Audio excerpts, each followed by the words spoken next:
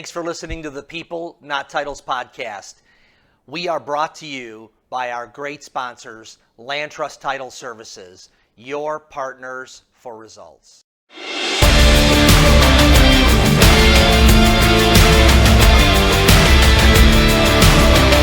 Hello, this is Steve Kemp with the People, Not Titles podcast, and I am here with returning champion Mike Mazek from Mazek Law. Mike, glad to be here with you again. Thanks, Dave. Yeah. I'm really excited because I know there's a select group of people that have been on more than once. So I'm happy to join that group. Yeah, and well, there was such high demand, you know. I go back home and the mailbox is stuffed full. Open up, where's Mazek? Get Mazek on again. Where's Mazek? So yeah, exactly. Here we are, and we've improved our digs a little bit. That's pretty nice. Yeah, so we have a nice studio that we're recording these in. So, Mike, I first want to say congratulations that you're celebrating. We had a great event at the Violet Rose, which was difficult for me to find. I went into the door of a laundromat and then Chinese restaurant, and finally found the actual location. This speakeasy. We try to make it so that you really want to be there. Yeah, you had to want it bad. We've got exactly. We've got some deterrents in there. Yeah. If you don't really, if you're not into it and you're not committed, then you're not going to make it in. But it was a fun event, and it was awesome to have you there. Yeah. That was our 15-year client appreciation event.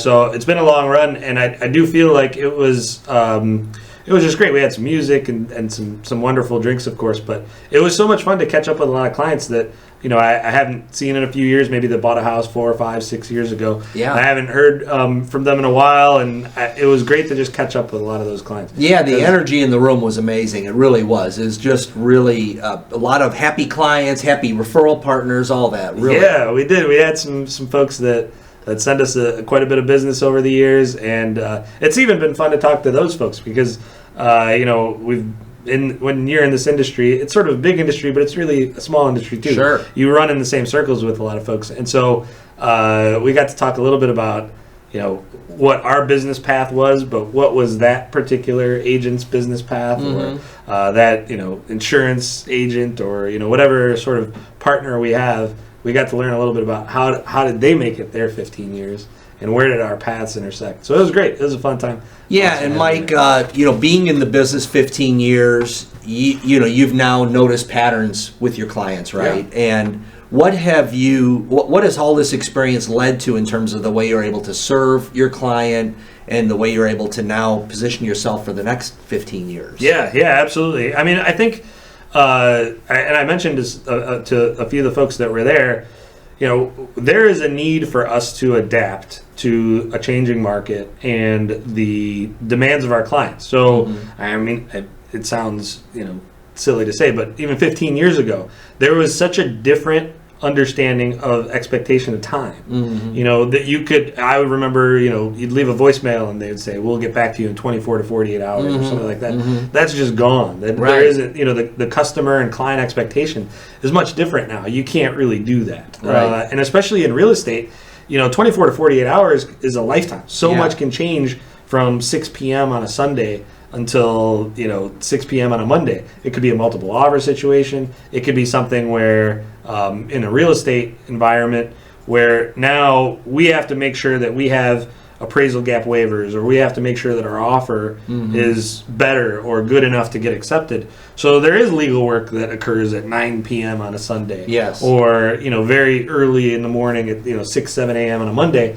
to make sure that the deal gets locked in. So I think adapting to client needs and expectations has been huge. And, part of that is because the market itself is that way too. Certainly real estate agents know that. They're working around the clock on these deals too. Absolutely. So that's been, one part of it. The other part, which is actually, and I should mention, I went to law school to be a lawyer, right? I didn't necessarily, understand how the fluctuation of the real estate business would affect our law practice. Yes. But we have been able to law firms tend to be more of a mature business, and so one of our goals is to sort of run our practice like a business, not necessarily like a law practice. And so we have been able to look at different ways to communicate with clients. Whether it's texting clients or instead of faxing like we maybe did 15 years ago Yes. or whatever. Beeper, 911, right. if you got something, everything became 911. Yeah. Now it's like we need to sift through it and know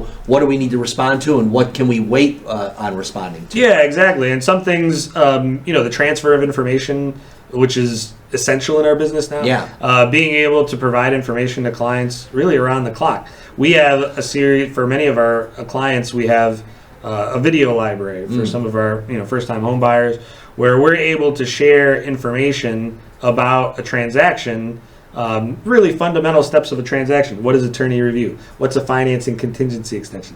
How much money do I have to put down as earnest money? What can I ask for during the inspection contingency? These are all things that we have a nice library of videos, including some of our partners as well, where we can give that information to a client, not necessarily at a time that I'm even awake. We're noticing that some of the information in our video library is being viewed at 2 and 3 in the morning. Right. I go to bed early. Right. Those are questions that they could have been asking you, but instead they're able to access this information because of you and your platform. Yeah, and we certainly don't make it a replacement. We don't Absolutely. say, we don't decline want a to call. talk to you. Yeah. Here's a video instead. Right. But it supplements what information we're able to provide. Yeah. And sometimes it's a little bit better for them because, rather than, me providing an email response or maybe a phone call, they're able to kind of view this in a context of a bigger transaction, like the real estate transaction itself. In addition to inspection items, there may be other legal issues that come up, maybe issues on title, survey issues. So we're able to give them all that information, but in the context of the whole transaction. So I think that's the first thing, is adapting to client needs. That's really something that we focus on. And I ask other business owners. We represent a lot of small businesses in their entity formation, or even supplemental work down the road. And if they're successful, I'll ask them, "Hey, how did you do this?" Yeah. Or what worked for you that got you from here to here? And that's something that I think has helped us make it 15 years and more. But the other thing I think that we're really focusing on in the last 3 to 5 years is looking at the information that we already have. So reviewing the data that we have. Not necessarily specifically, but more in a general sense.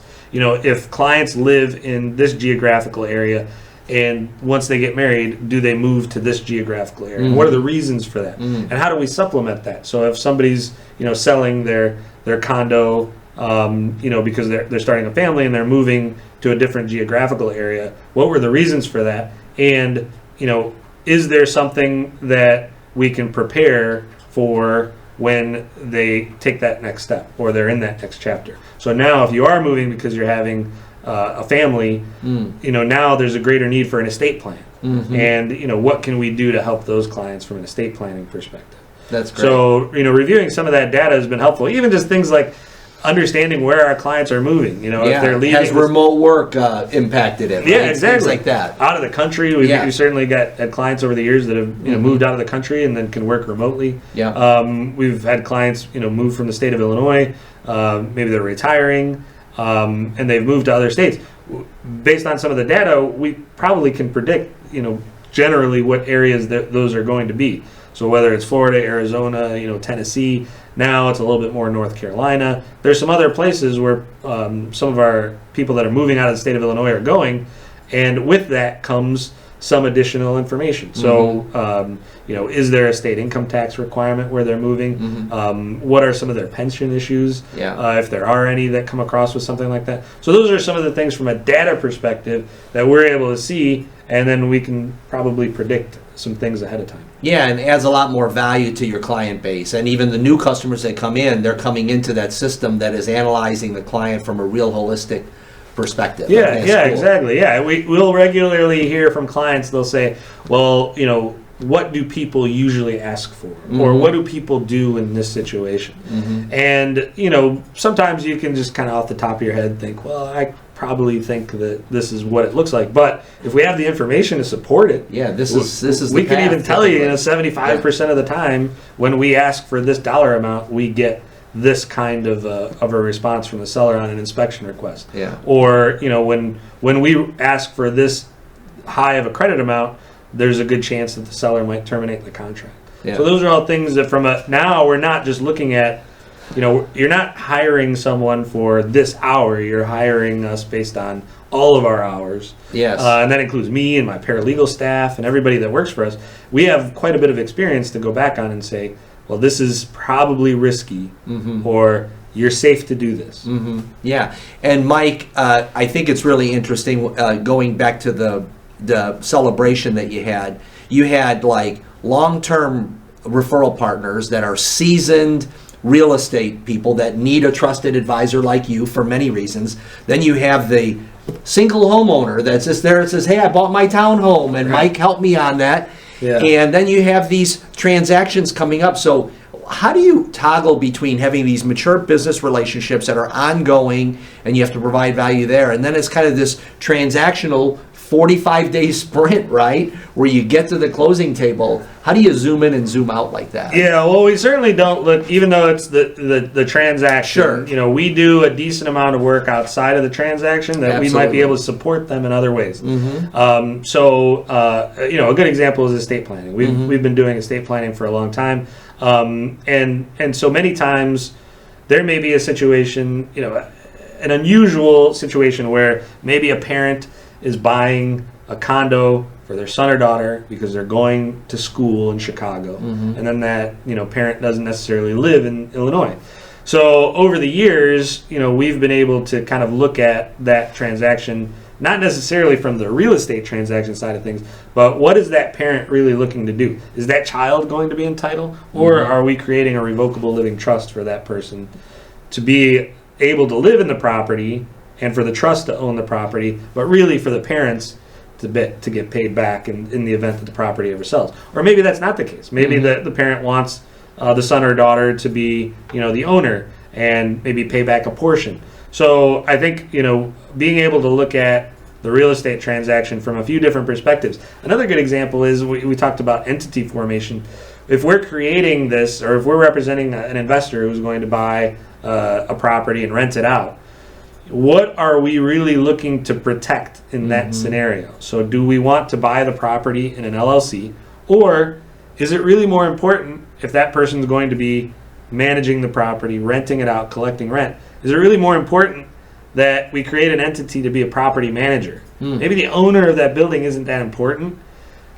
There's some asset protection benefits to that, but more importantly, who's the landlord on that lease? Should we create a property management LLC that perhaps doesn't have a lot of assets? It shouldn't really own anything, but maybe that's the way that we're able to protect the client the best. So yeah, you're right. It is there are these moments where it's we're in the thick of it. We're in this battle of a transaction where the parties are far apart, but they love the house, and the seller is really working with us, and now we're in the trenches and we're battling to get it out. to the table. Yeah, exactly. Yeah. We're doing what we can to get to the closing table, but then being able to zoom out. It's hard. It's hard to be able to zoom out and say, all right, well, now we closed, and you have a child that is a minor, and you maybe don't want the house to go to that child if both parents pass away. How do we structure a trust so that we stagger distributions, things like that? Yeah, and then to look at it and go, and this was referred to me by this agent who has 40 of these a year. Yeah, exactly. And I need to now develop my relationship with them and help them to achieve their clients' goals and all those things. So I've learned a lot over the years from a lot of, the real estate agent community is ever evolving. Like you have to be, constantly adapting to the client needs, and the creativity that you see in agents that have survived for so long. It's really something that I learn from all the time. Like I'll see just sort of, whether it's video content or even things like, in your email signature, you'll see an agent say, hey, if you want to set up an appointment, here's my Calendly link or something like that. Like that. Those are all great. I regularly, I don't want to say steal from, but I regularly will adopt some of the things that other agents use, because they're far ahead of the legal community. The legal community tends to be a little bit behind when it comes to that. Yeah. Sometimes stubborn when it comes to that. Yeah. And many times you'll hear other attorneys say, well, I don't really want to do that, or I don't want to get to that point where They're still wondering if the internet's going to be real. right, exactly. Yeah. What's this Y2K thing they're talking about? Right. Well, that's great. And and at that event, and then we'll move on to some other topics. It was like a who's who of Chicago real estate. So congratulations on just having so many great partners, being able to serve them properly. And so anyone, if there's an agent sitting at home going, hey, I wonder if Mike's the person, it has room for me to come and join him in terms of partnership. Mike, you guys still have capacity. Yeah, absolutely. And I actually really love that first conversation. Yes. I try to, with some of our partners that we work with, we'll try to make sure that our communication is similar, so we match up with what the agent is doing. We'll send sort of weekly updates and things like that, where we want to make sure that if we're working with a team or somebody new, that we fit in pretty seamlessly.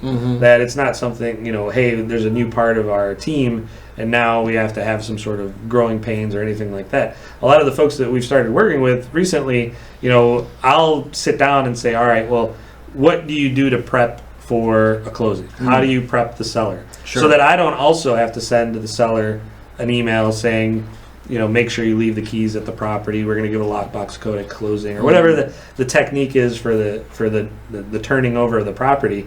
We would just want to blend in and match up with what's already existing. That's great. And if kind there's of complement the agent's efforts, and that way it's like we're a team. They're business owners, just like we are, and they have their system. And our goal is to make sure that the client, who we represent the client in that scenario, that the client is very well represented, and that usually is a great reflection on the agent. Yeah. All right. So, Mike, we have some new things that we want to talk about. We want to talk about the 8.0. 8.0 contract. 8.0 contract. I know people are talking about it. I'd love to get your perspective on it. I know that you have an opinion, and you're flexible as well. So what's your take on it out of the gate? Yeah, I mean, I think... first off, what were they trying to change from the 7.0 contract? What were they trying to change? What do you think they were trying to achieve? I think it probably goes to like two main items. First, broker compensation. That was a big one. The prior version of the contract doesn't really have the same flexibility that the 8.0 will have now to explain in an offer what the buyer is proposing when it comes to broker compensation in that offer. Because, as we know, that's a key part of the offer now. Right, is to make sure that. So before it was always the listing the seller is going to pay listing agent and buyer's agent. Now that has to be proposed, agreements formalized, and those kind of things. And the 8.0 helps us to do that. Yeah, 8.0 on page 1 of the 8.0 gives us a number of different options. Yeah. To make sure that that's clear, it's not really confusing. Even now, like from August 17th, 2024, which was sort of our key date when it came to broker compensation, to now, there are still transactions where it's not exactly clear. It's also not exactly clear because there are a lot of moving parts.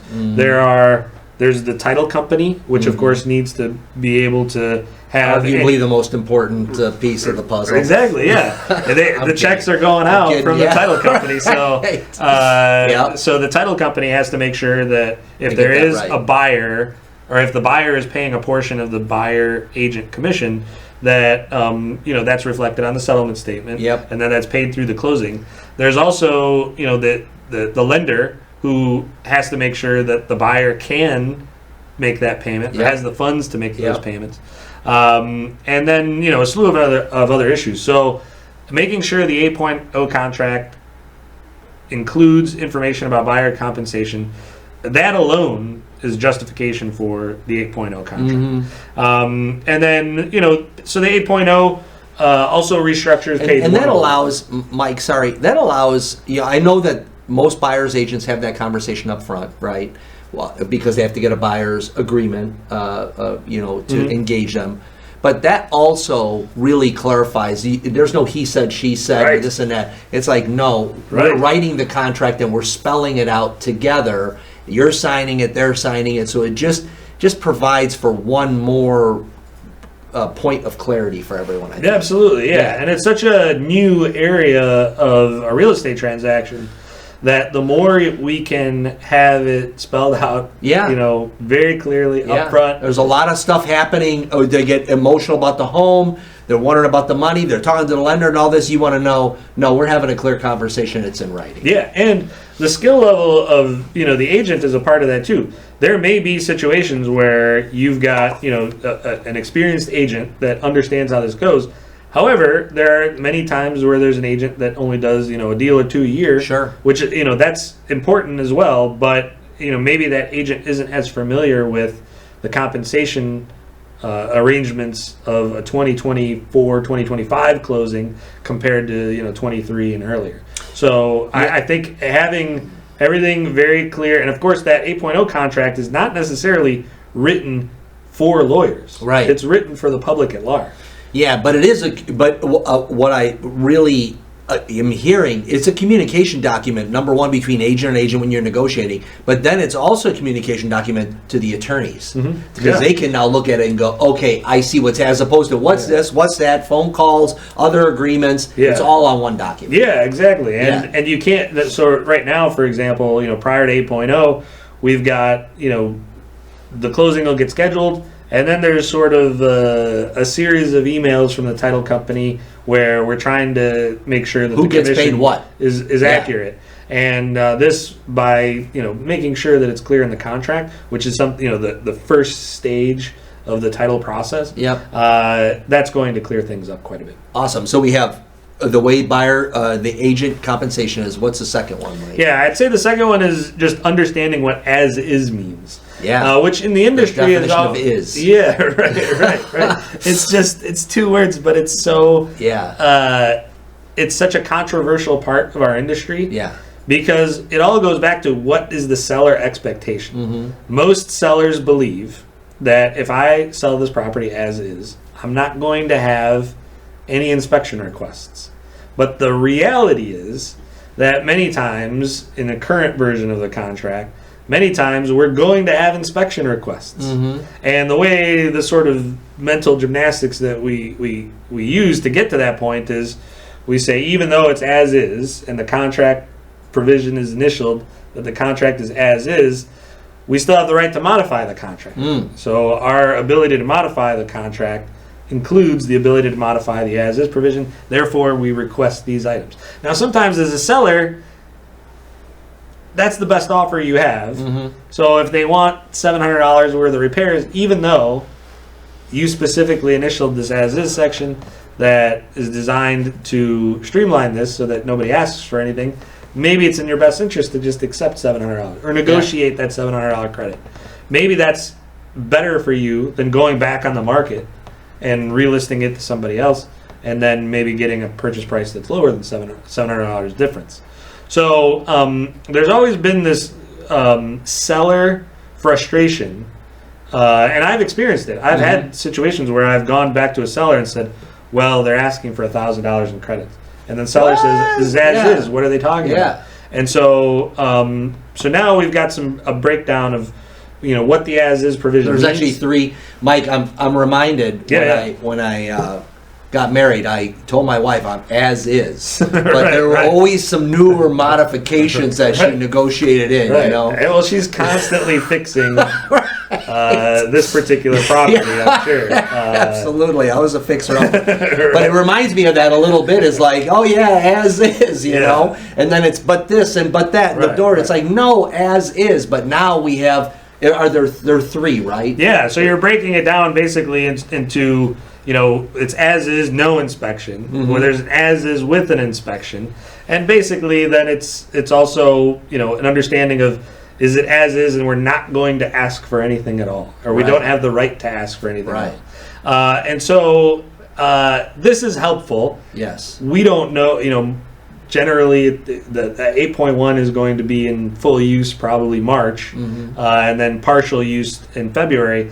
So we don't know how it's going to play out in practice. But the important thing is, anytime you divide up a section like this, it brings attention to the differences. You got to have that conversation. It's pragmatic. You can really talk about it and go, okay, what are you thinking here? Exactly. So we want to know now, and want to be able to explain to a seller, even though it's as is, they're still going to do an inspection. Yeah. And so, then once you go onto that particular path, it's, will they have the right to ask for anything at all? Or are they just doing an inspection for their own purposes? Even if that's the case, even if they're just doing an inspection and you, the seller, know that you're not going to provide any credits or make any repairs, there are still times where if you get a termination letter that seller will say, well, what was wrong? And then you can maybe have a different conversation. Because currently even, there are times that if a seller truly says, this is an as-is deal, I'm not doing anything. And then they get from the buyer, based on that representation, a termination notice.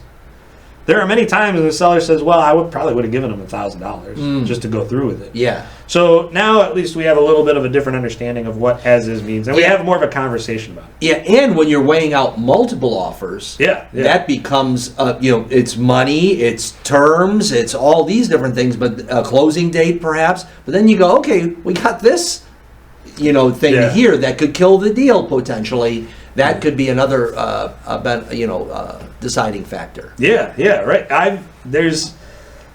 So that's on the surface level. That's what's in the contract, but and as-is provision has been in the contract previously, but we've seen it used in a way that justified this kind of a clarification. We've seen the as-is provision used as a way to lock in the contract. Yes. In this industry in particular, when things are very active in the industry and you just want to lock in and get under contract, we've certainly seen transactions where somebody said as is, knowing the whole time that they were going to ask for items. But perhaps even taking advantage of the fact that once they're locked in, that buyers number 2, 3, 4, 5 are going to move on to the next property. And maybe we extend attorney review or something during that time. So now it's certain that if there was a backup offer, they've probably moved on. Now they ask for those items outside the scope of what the seller thought was a pretty ironclad provision. Now with this kind of a clarification, it should help. Yeah. It should help you reveal what kind of buyer you're truly dealing with. Yeah, exactly. Yeah. And it might even shorten that time frame so that we're not necessarily under contract for a week and a half before we find out that the buyer is making all sorts of outlandish requests when it was an as-is contract. There's also, a bit of a different understanding from the seller's perspective as to what does as-is mean from the time I sign the contract to the time of closing. There's some language in the 8.0 contract that clarifies. People Not Titles podcast is proud to be sponsored by Land Trust Title Services, your partners for results. In the 8.0 contract that clarifies this is really as is from the time of the offer. It's not from the time of the closing. So if that refrigerator goes out, many times sellers will say, well, it's as is. I don't have to do anything. This is a little bit more clear. You still have to, the property still has to be in the same or reasonably similar condition. That's as it was back then. Right, exactly. Yeah, so if the fridge was running, we need a running fridge. Exactly, yeah. Which is an expectation that all buyers have, but not necessarily all sellers. Right. Sometimes sellers will say, well, whatever it is, it broke. Yeah. But, and then same thing with any sort of issues on the Real Property Disclosure Act. So the Real Property Disclosure,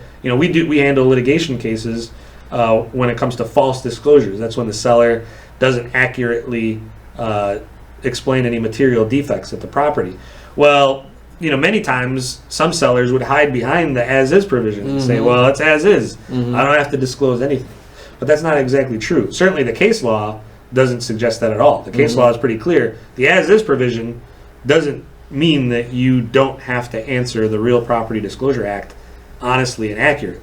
In fact, there's case law that says they're sort of separate. You can have an as-is agreement, but you still have to disclose any material defects that What is as-is? Right, exactly. How is it? And so a buyer doesn't know that, for example, every time it rains, the basement floods. A buyer doesn't know that. They're not living there, but the seller does. Right. And the seller does even if they don't live there. Right. Even if they have a tenant there. Because we've seen that too, where, well, I don't live there. I checked, no, I don't live there. I haven't lived there in the last 12 months, and I don't have to answer anything else. It's not exactly true. Right. You may know that there are material. How many times they call you? Did they text you and say there's water in the basement? Yeah, exactly. Yeah. When we handle those cases, we will regularly reach out to the tenant, and the tenant will provide us information. They'll provide texts. Yeah. And why do they want to get involved? In emails. And they're probably frustrated with all the stuff that they have to deal with. They're usually not so happy with the landlord because they had to move. Yeah. Or are going to have to move. Yeah.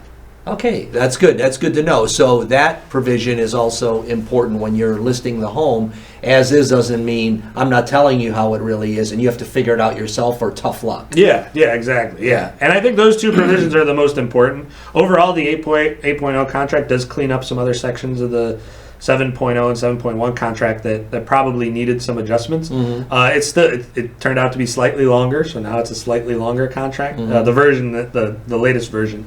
How much longer, Mike? Just one more page. Okay. It goes to 14. 14 pages. But people complained about it when it's 13 pages. Yeah. Because we have the competing, or maybe not competing, but the alternate contract with just the Chicago Association of Realtors contract, which is a 4-page contract. Yeah. And so, sometimes you'll see that issue come up a lot when it's for sale by owner, or maybe agents aren't involved. Sometimes clients will say, well, why do I need a 14-page contract? I agreed on the purchase price, closing date, and the property address. What else is needed? So, the length of the contract sometimes is an issue, but, in this case, it's not significantly longer, and it's an improved contract. Yeah, and it clarifies things, it further explains it, and further protects the parties. That seems like it's worth an extra page. Absolutely. Yeah.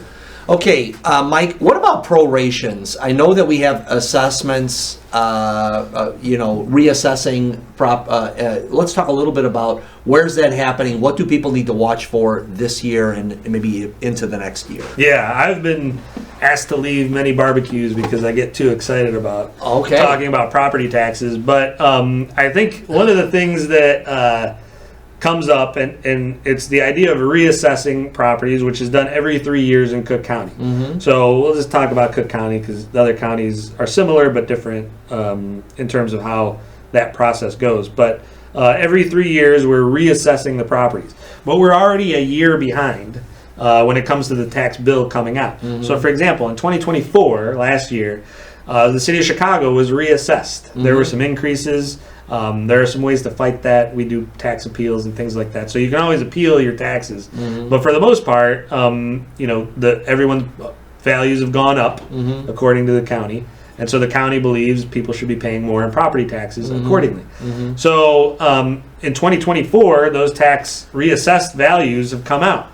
They're all out and they're all available online at the Cook County Assessor website. From a real estate transaction standpoint, it becomes tricky because we don't have the actual tax bill, and the contract relies on the last ascertainable tax year, which for a Chicago property is really 2023, even though the newly assessed values are out. The final bill amount also relies on a couple of other factors, the tax rate and the equalization factor. So the bill itself, we don't necessarily know exactly what the bill will be, but the assessed value is one of the biggest factors in determining what the tax bill will be. So 2024 tax prorations are kind of in limbo because we knew the assessed value, but we didn't have the exact tax bill. So oftentimes it was sticker shock for the seller. Sometimes the seller didn't realize that the assessed value had gone up. They probably got notice, but it doesn't really mean much because it doesn't tell you what your tax bill is going to be. Yes. So for 2024 Chicago properties, and these bills are coming in 2025. Right, exactly. Right? In March and June. Yeah, so a seller will say, well, I only ever paid $6,000. I'm not going to get a proration of $9,000. Right. But, many cases the bill increased that by that much. Right. So, and in that case, the buyer is paying for tax on the property when they weren't living in it. Right. So exactly. You were enjoying it last year. Yeah. You were having fun. You were raising your kids. You were having dinner, and now I got the bill, and it's $3,000 higher than you thought it would be. Yeah, exactly. And it's such an interesting point of contention during a real estate transaction, because if you pull back everything and all of the sort of, the frustration, and the frustration of a real estate transaction and all the other pieces that went along the way, the reality is most sellers understand that they're going to pay what their portion of the tax bill for the time that they occupy the property. Most sellers aren't trying to stiff the buyer. Right. And most buyers understand that they don't want anything extra. Right. I just want penny for penny what you owe. Right. And then I'll pay everything moving forward. But when it comes to the tax prorations, there are usually so many other things that happened where the tax proration argument becomes more contentious because maybe the seller accepted an offer that's slightly less than what they wanted. Right. Maybe the buyer has to make some more repairs than needed and the inspection issues didn't get resolved the same way. So the tax item It just becomes another pile on. yeah, and lawyers are involved, and lawyers are easy to hate. Yep. So you get this bad information from your lawyer saying, hey, the buyer's lawyer is asking for 139% tax proration. Yeah. It's just frustrating. And maybe the agent on their seller net sheet didn't let the seller know about this. Correct. So you got that pressure on there too. So that's where it really begins, right? Is the agent setting that expectation of, hey, listen, here's what's happening: tax rate, assessments, this and that. Here's the true number that we should be. Yeah. We can go lower and all that, but just understand. Yeah. The true number is this. Yeah. And so as an agent understanding that, I think that helps grease the skids. Yeah, for sure. And I think in the city of Chicago in particular, there's a budget shortfall that was, a big news item last year. Yep. And so how does the city make up for it? And the mayor said, I'm not raising taxes, right? Yeah. And then proposed a budget where the taxes were increased, which was then, that lost out. Yes. And then, now we've got basically a version that's a little bit more Chicago owner friendly. Mm-hmm. So we've got a version of the budget now that's a little bit more reflective of a lower increase or lower payment for the budget shortfall. Mm-hmm. But that doesn't mean that the assessed value is going to be affected by that. The assessed value, that was out long before. And that's independent of any of that stuff. Yeah, that's really more, has to do with the tax rate, right? Yeah, as opposed to the assessed value. Yeah, exactly. So how do we get to that number, Mike? My goodness. So we can find the Cook County assessor website has all the Chicago assessed values. Okay. Now we're in 2025.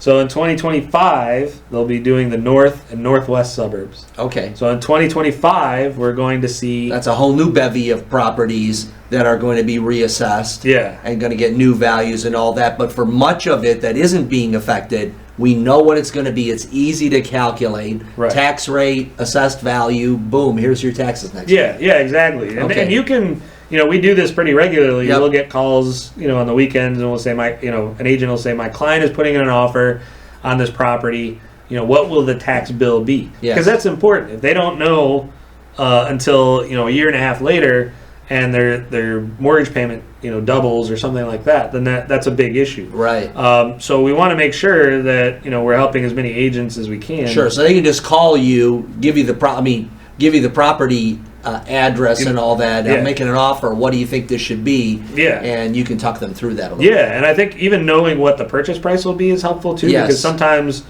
we can preliminarily know that, all right, well, if you buy it at that number, the tax assessed value is much higher than that. We have a good appeal, because we can just send in the settlement statement. Okay. And show, as long as it's an arm's length transaction. Sure. It's all above board.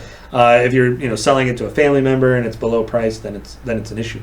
But I think overall, when we look at this tax issue, it is a huge issue for a lot of agents, because if the client doesn't get this information, many times the client feels like they should have been warned long before their mortgage payment doubles. Totally. And so, whatever we can do to help, because they'll usually come back after the agent at that point and say, well, why did you let me buy this property? Mm-hmm. And so it's really important to know. Of course, so Chicago, a little bit more ascertainable now, because we can find out what the assessed value is for Chicago. We can give you a pretty good estimate. The real estate community kind of understands at this point, what Chicago is going to look like.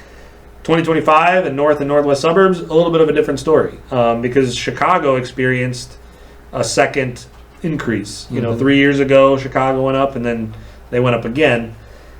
North and northwest suburbs, it's hard to say. Generally, there hasn't been, for political reasons, 2 successive increases like that. Usually you want one big increase and then kind of keep it stable, even if the home values have gone up.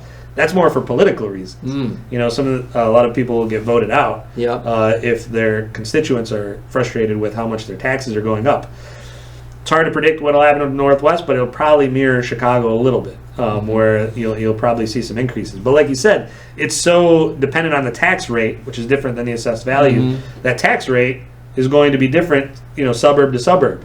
So, Park Ridge versus Arlington Heights versus Mount Prospect versus Hoffman Estates, they're all going to have slightly different tax rates. Certainly, like in Park Ridge, for example, if there's going to be a new school, or if they're fixing up the high school, or if they're adding a school, you should probably expect that that tax rate's going to look a little higher than the neighboring suburbs. Yeah, and I think, Mike, I meet a lot of agents, and it seems to me like the ones who can get their arms around the numbers better and explain it, people feel more confident. You know, it's one thing to go, I'm going to, I get you the square feet in a home and all, all this kind of the emotional aspects of it. But the hard numbers, after the emotion is gone, the hard numbers, being able to talk through those things, I think are really important. So if you're an agent and you're selling property in a certain area, you should understand the tax dynamics, and if not, they should be reaching out to you to get the understanding, what's new on the tax front, Mike. What do we have to watch out for? Yeah, exactly. I do think that it's a pretty, we've done some trainings on it with some agents, but I feel like it's hard because the pressure of a Saturday afternoon or Sunday offer kind of flies out the window, and then it becomes they'll put TBD in the proration section. Let the attorneys go figure it out. Which is fine. We're happy to do that. But the client expectation, once they submit that offer, if they're really submarined by a very large tax increase, it makes it for a much more frustrating experience. To the extent that we can resolve that early on, the better. I'm not necessarily saying that we should put in 135% for the proration, because the seller's just not going to accept that anyway. But at least the buyer should be aware that this is our mortgage payment, our estimated mortgage payment now. But just keep in mind, 2025 is a reassessment year. Taxes are likely to increase. Your mortgage payment could wind up here if the taxes go up to here. Yeah, and so the spirit of the negotiation with the seller on those type of properties where we're not sure what the tax bill is going to be is, let's get it as close to the number as we can. Right. That's kind of this. But then on the other hand, what we're talking about is preparing the buyer for that massive increase in sticker shock of holy mackerel, taxes have gone up. And so those are two different elements of the same kind of explanation. So and it becomes such a ticking time bomb too. If it does increase dramatically, the buyer doesn't find out till a long time later. So for instance, if we're buying a property in 2025, now the exposure is limited because it's very early in 2025, but let's say you're buying in the summer of 2025. That tax bill doesn't increase or won't show until 2026. In fact, it won't even show up until the second installment of 2026. So now we're looking a year later. But it goes beyond that because the lender probably doesn't do an accounting of that change until the following February. So now we're really looking at February of 2027. Where you're short in your escrow account. Yeah, you're short in your escrow account. Now they're like, we need to make it up, so that's $900 more a month. It's like, what? Yeah, and so all of this, whatever we can do to find out way in advance, it's just such a much better experience for the buyer. Okay, great. Mike, we have another thing I wanted to cover is the Northwest Ordinance. Yes. Let's talk about this. Yeah, so in the city of Chicago, this is coming up, March. March 1st is when a significant portion of the provision or of the ordinance is being enforced. So the Northwest Preservation Ordinance, when you really think about it, the goal is wonderful because in this particular geographic area of Chicago, which is an area that my family first came to this country. Humboldt Park, Logan. Yeah, Humboldt Park, kind of part of Logan Square, Avondale, that geographic area going north as far as Addison. So that geographic area is experiencing a lot of downsizing, where multi-unit buildings and multi-unit in sort of a general sense being equal to affordable housing. Not necessarily, when we think about rent in those areas, they don't tend to be affordable. But for purposes of the goals here, a 3-unit building or a 2-unit building having rent available as opposed to gutting that and turning it into a single-family home and then having a $2 million property. Yeah, and having one owner of that property no longer being rentable.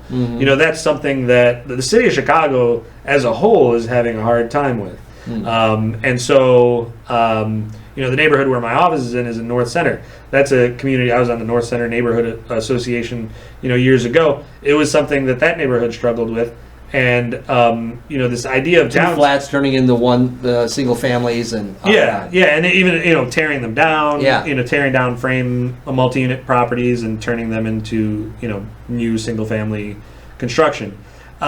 So, the goal of the Northwest Preservation Ordinance is to limit some of that, but also allow for the tenants to buy the property and giving tenants a right of first refusal. And so originally it kind of started September, October, then there were some revisions in December. But ultimately, there's two parts to it. The first part being the demolition piece. How much does it cost to tear down one of these multi-unit properties? That's gone up in terms of the actual cost you pay to the city of Chicago. That's been enforced since September.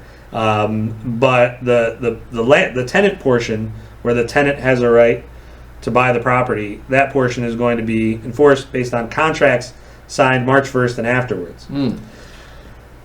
Anybody who's lived in Chicago long enough knows that there tends to be sort of the political decision and then the aftermath. And so this is pretty clearly a political decision. The goal here is a worthy goal. We want to make sure the city of Chicago has affordable housing. I think everybody really benefits when that's the case. The real estate community, it's a little bit different. Not necessarily that the real estate community is opposed to an ordinance like this, but the provisions and steps that the city has created, requirements and all these kind of things, has made it a lot more challenging to sell a property in this particular geographic. So on one hand, you care about affordable housing. On the other hand, you want housing to you want the price of housing to appreciate, and when you limit the opportunity for the investors, it doesn't add to value for the home. It takes away from the value, because the more constraints you have on what you could do with that property, the less flexible you are, the less valuable it is. Yeah, exactly. And it's an interesting, it's certainly a discussion that we could have for hours on this podcast and bore a lot of people. But it goes to the economics of all of it too. I've represented many families that have lived for generations in this particular geographical area, and when they moved, they needed that dollar amount. They needed a high dollar amount in order to justify moving. Yes. And they got it. Yeah. And then they moved. Now, if you're going to curtail the buyer experience on a property like that, does that mean that the price for that property goes down? Time will tell. Right. But at the very least, it does make, just from a real estate professional standpoint, and I've spoken with a couple of aldermen's offices, and I'll continue to do so, and kind of try to be to some degree a liaison between the real estate community and then the political side of this. It does make it a lot more challenging to sell a property. It makes it a lot more challenging to buy a property in this area. And so, for example, at the very least, you have to give notice to the tenants that the property is going to be, for sale. The tenants then have an opportunity, depending on if it's 4 units or more, or 5 units or 6 units. Those are all different deadlines.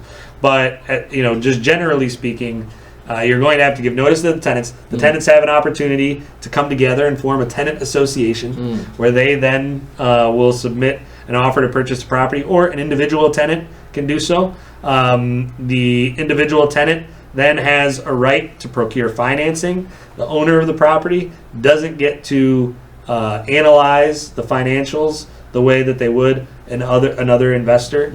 So the tenant gets some protections in that regard. They also get a right of first refusal. If another offer comes in, that tenant gets to come in and match that if needed, and purchase the property at that price.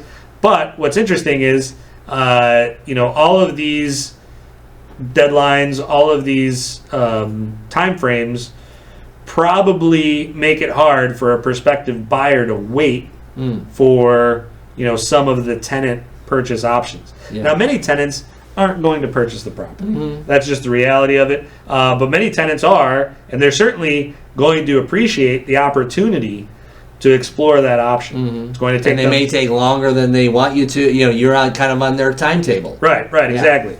And the great thing about that is that most of the time, the tenants that are buying that property, just as any tenant that would be buying a property that they live in, you're probably not going to have a lot of inspection requests. The tenant knows exactly what the condition of the property is. Yeah. And so they're probably going to buy it with a limited amount of work that needs to be done. So that's one of the nice things about the ordinance and the way it's structured. But I do think that there's probably at least some initial concern on the realtor side of things. How does this affect, will a buyer want to wait 3-4 months for the tenant to exhaust all of their opportunities to buy this property? And the other question then becomes, is this tenant really actively looking to buy the property, or are they looking to just sort of delay the possibility of the property being purchased? Many times an incoming buyer, especially if they're strictly an investor, is probably going to raise the rent. And so the city, perhaps rightfully so, is looking to make sure that we don't really have situations where a company, an out-of-state or out-of-country company, comes in and buys up a bunch of affordable housing, increases the rent, and then reaps the benefits of it. Well, these are Chicago neighborhoods. Yeah. And these neighborhoods, they're culturally significant. Yes. And so, using aldermanic privilege and, listening to the people of the community, this is the decision that they came up with. I think there are some great things to it. The real estate side of things, it's going to take some time to adjust. Yeah, okay. And hopefully they're open to the feedback they get as these transactions take place and what happens to home values and how many buyers are actually taking advantage of this. Yeah.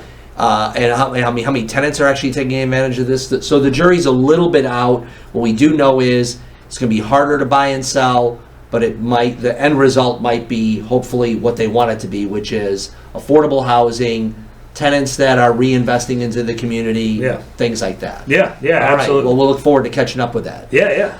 All right, Mike, so let's talk, most importantly than all this, real estate soccer. That's right. What's happening? Steve, this is an area where our lives intersect in such an interesting way because, Steve, you're an excellent soccer player and I am not. Okay, yes.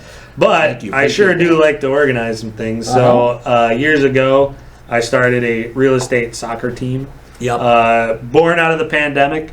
Yes. We did some indoor soccer events, and I know that you were quite the player. I didn't know exactly how good of a player you were until you showed up and started dominating.